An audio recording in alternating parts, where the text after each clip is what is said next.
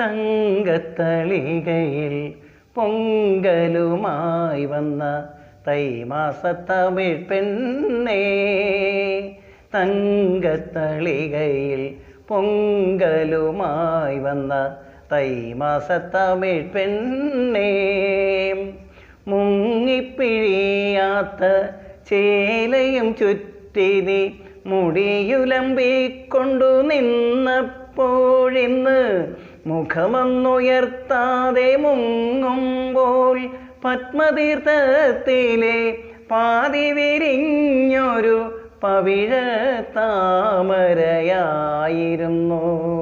കടവിൽ വന്നൊരു നുള്ളു തരാൻ എൻ്റെ കൈതരിച്ചു. തങ്കത്തളികയിൽ പൊങ്കലുമായി വന്ന തൈമാസത്തമിഴ് പെണ്ണേ,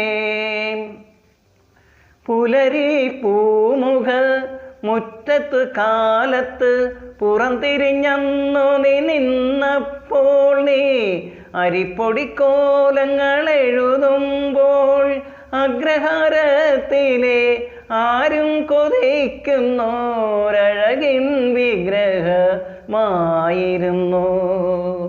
അരികിൽ വന്നൊരു പൊട്ടുകുത്താൻ ഞാൻ ആഗ്രഹിച്ചു.